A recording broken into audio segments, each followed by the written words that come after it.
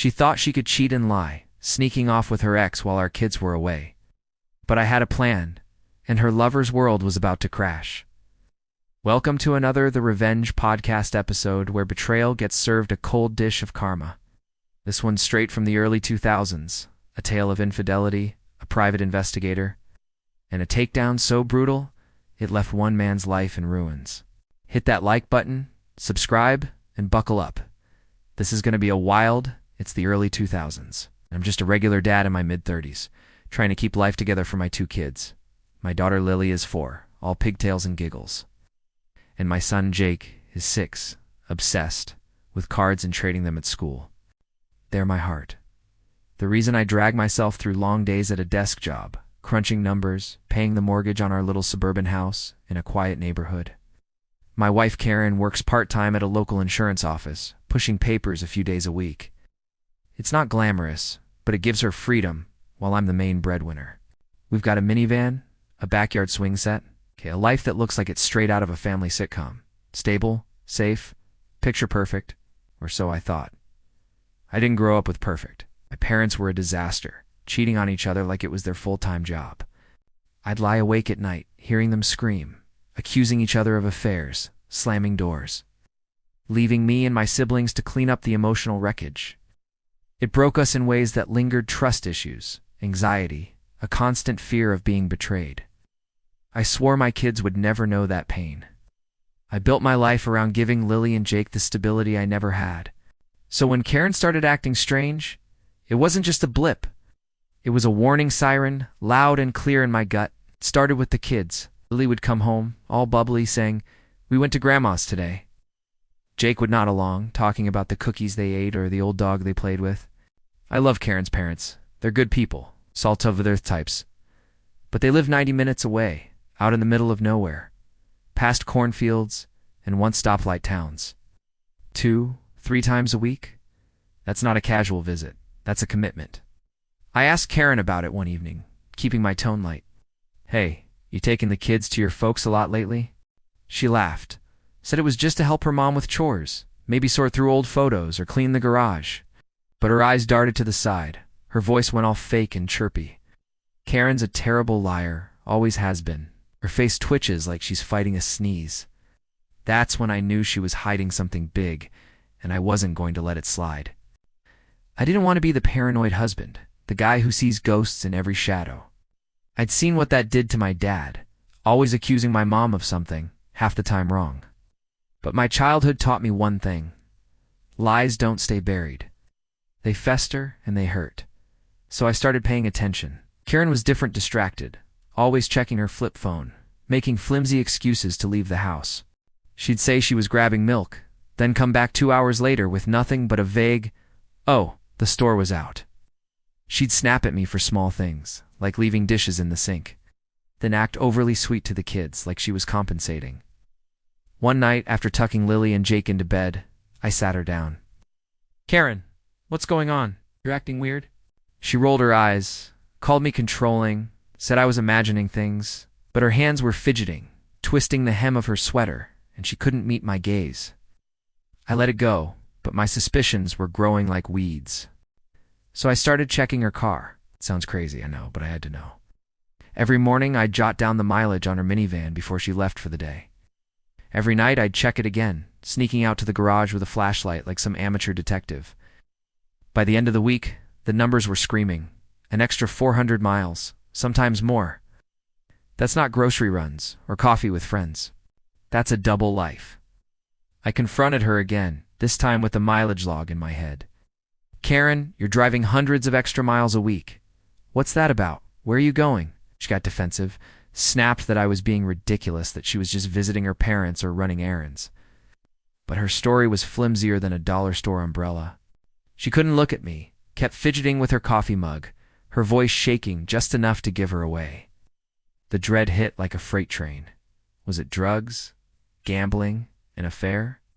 My parents' faces flashed in my mind, their lies, their fights, the way they dragged us kids into their mess. I wasn't about to let my kids grow up in that kind of hell. I needed answers, and I needed them yesterday. The thought of Lily and Jake caught in the crossfire of a broken home kept me up at night, staring at the ceiling, wondering how I'd missed the signs. Then, like a gift from the Reddit gods, Karen handed me the key to her secrets. It was a quiet evening, kids asleep, me at our ancient desktop computer. You know those early 2000s machines? Big, clunky, with a dial-up modem that screeched like a cat in a blender? Duh, I'm about to check my email when I see it. A sticky note right by the keyboard, with Karen's AOL password scribbled in her messy handwriting. It was so careless, like she didn't think I'd ever look. My heart's pounding. Part of me wants to walk away, pretend I never saw it. Snooping feels wrong, like I'm crossing a line into a place I can't come back from. But the part of me that grew up with betrayal, that watched my parents tear each other apart, it's screaming to look. So I type in her password, hands shaking, and open her inbox. And there it is, emails to her college best friend, Sarah, someone I'd met a few times at reunions. She's loud, gossipy, the kind of person who thrives on drama. The emails are long, chatty, and absolutely damning. Karen's been hooking up with her high school ex, a guy named Bob. She's bragging about their secret lunches, their stolen hours, all while our kids are parked at her parents' house. She describes Bob like he's some romantic hero, saying how he makes her feel young again, how they sneak off to reconnect like they're in some cheesy romance novel. It's sickening, reading her words, knowing she's been lying to my face. The audacity of this woman, tearing down another mom while she's out betraying her own family, betraying Lily and Jake, betraying me. I sat there, staring at the screen, feeling like I'd been punched in the chest. My marriage, my trust, everything I'd built for my kids, it was crumbling, but I wasn't about to lose it. I printed every single email, every ugly word of her betrayal, page after page, until the printer jammed. I tucked them into a lockbox under my desk, hidden behind old tax records. Those emails were my leverage, but they weren't enough. I needed proof that it'd hold up if this got messy, something Karen couldn't lie her way out of. She thought she was slick, but she was about to learn I'm not the pushover she took me for. I wasn't going to confront Karen with just emails she'd lie, cry, turn it around on me, make me the bad guy. I'd seen my mom pull that trick too many times, twisting the truth until everyone else felt guilty. I needed evidence that was ironclad, something she couldn't wiggle out of, so I called my buddy Mike, a cop who'd seen every kind of family drama in his 15 years on the force. I laid it all out, the mileage, the kids' stories, the emails. He didn't blink, just leaned back in his chair and said, "You need Ron, ex-cop, private investigator, best in the business. He'll get you what you need." I met Ron at a greasy diner, the kind with cracked vinyl booths, flickering fluorescent lights, and coffee that tastes like regret. He's in his 50s, gruff, with a voice like gravel and a handshake that could crush walnuts. I handed him the printed emails, told him about the mileage, the kids' visits to grandma's, everything. Ron didn't sugarcoat it. "Sounds like a classic affair," he said, flipping through the pages. "She's sloppy, though. I'll get you what you need. Give me a week." I paid his retainer steep, but worth every penny on he got to work. Ron was a bloodhound, a pro who knew how to blend into the background. He tailed Karen without her suspecting a thing, following her minivan through rush hour traffic, staking out diners and motels. He'd call me with updates, his voice calm but sharp. "She's careful, but not careful enough," he'd say. One time he almost got spotted when Karen doubled back to her car unexpectedly, but Ron played it off, pretending to be a lost delivery driver. A week later, we met again at the diner, and he slid a folder across the table, thick as a phone book. Karen had a routine, slick as a con artist.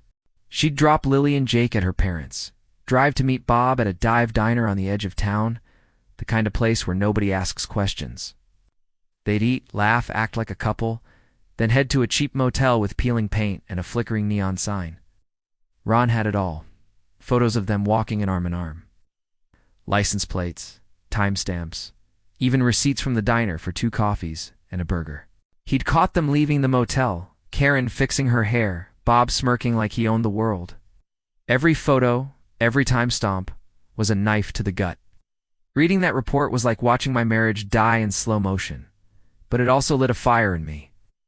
Karen wasn't just cheating, she was using our kids as a cover, lying to my face, thinking she'd get away with it. And Bob, This smug bastard was about to learn what happens when you mess with the wrong family. I was done playing the fool. I hired a divorce lawyer, a woman named Linda who was all shark teeth and strategy. We met in her office, surrounded by law books and framed degrees, and I laid out everything Ron's report, the emails, my fears for my kids. Linda didn't flinch. "We'll protect you and the kids," she said, already drafting divorce papers. My priority was clear. Lily and Jake weren't going to grow up in a broken home like I did. I'd make sure they had stability no matter what it took. Linda worked fast, building a case that'd keep my kids safe and my finances intact, even in a no-fault divorce state where infidelity didn't always matter. But Karen wasn't the only one who'd pay. Bob, this smug VP of sales, thought he was untouchable, living his perfect little life. Ron dug deeper, and oh, did he deliver. Bob was married with 3 kids of his own, just 2 to 7. He worked for his father-in-law's company, a mid-sized manufacturing firm, pulling a fat 6-figure salary as VP of sales. Best part, he and his wife lived in a house owned by her parents, a big suburban place with a pool and a manicured lawn. Talk about a house of cards, just begging to be knocked over. Ron even found out Bob had a reputation at work charming, cocky, the kind of guy who'd flirt with the receptionist and think it was fine because he was important. I told Ron to make extra copies of his report. Bob's wife, Emily, she seemed like a decent person from what Ron could tell. She was a stay-at-home mom, devoted to her kids, volunteering at their school. She didn't deserve to be played like this. I decided she needed to know what her husband was doing behind her back. I wasn't just ending my marriage. I was setting the stage for Bob's entire world to implode. Karen had been playing her game for months, maybe longer, weaving lies like a pro. She'd tell me she was helping Mom while sneaking off to motels, coming home with that fake smile, kissing the kids goodnight like nothing was wrong. She'd even started buying them little gift toys, probably to keep them quiet about their fun days at Grandma's. Every lie she told, every mile she drove, every email she sent it, was all coming back to haunt her. And Bob, he was about to be collateral damage in the best possible way. I planned it like a chess master, every move calculated to hit hard. On the same day, 2 things happened. First, Karen got served divorce papers at her office. No private talk, no chance for her to spin it. I wanted her coworkers to see, to whisper, to know what she'd done. I could imagine her face, all red and flustered, trying to laugh it off while everyone stared, wondering what kind of person cheats on her husband and uses her kids as a cover. Second, Ron met Bob's wife, Emily, at a quiet coffee shop across town. He showed her everything, the emails, the photos, the motel receipts, the diner timestamps. From what Ron told me, she was quiet at first, her hands shaking as she flipped through the folder, her coffee untouched. Then the fury hit, her eyes narrowing, her voice tight as she thanked Ron and took the evidence. I didn't need to know what she'd do next. I'd given her the match. She'd light the fire. And oh, did she. Bob's life fell apart faster than a cheap tent in a storm. Emily drained their joint bank account, every last cent, and packed up their 3 kids to stay with her parents. Her dad, Bob's boss, got wind of the affair and called Bob into his office. By the end of the day, Bob was fired, no severance, no second chances. Just a cardboard box of his desk junk and a security guard escorting him out. And since Emily's parents owned the house, Bob was evicted, left scrambling for a place to crash, couch surfing with friends who were already sick of his sob story. But Bob didn't go quietly. He showed up at the house a few days later, drunk and desperate, banging on the door, yelling for Emily to let him in, to just talk. Her brother, a burly guy who'd always hated Bob's smug attitude, was there. Things got heated fast. Bob threw a punch, missed by a mile, and got his nose broken for his trouble. Cops showed up, slapped him with a restraining order, and hauled him off in handcuffs. Court records later painted a messy picture: harassment charges, trespassing, a night in jail that turned into a week when Bob mouthed off to the judge. His divorce was a bloodbath, with lawyers fighting over scraps, while Emily walked away with full custody and the upper hand. Bob tried to play the victim, claiming Emily was overreacting. But the evidence was airtight, and the judge wasn't buying it. Bob's gone now. I tried looking him up a few years back. No LinkedIn, no Facebook, No trace anywhere. Rumor has it he left the state, probably licking his wounds in some dead-end job. Maybe selling used cars or bartending in a dive bar. His life went from VP to zero, and I didn't have to lift a finger. Emily, though, she's a rock star.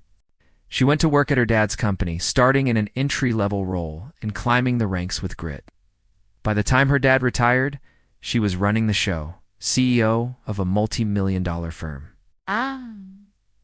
Raising her 3 kids with strength and proving she didn't need Bob's sorry self, she turned betrayal into a globe, and I've got mad respect for her.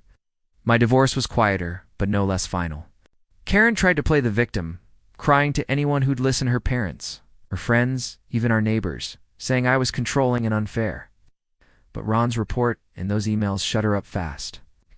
She couldn't deny the photos, the receipts, the timestamps. We split custody of Lily and Jake, and I kept things civil for their sake. They were too young to understand, and I made damn sure they never felt the weight of their mom's choices.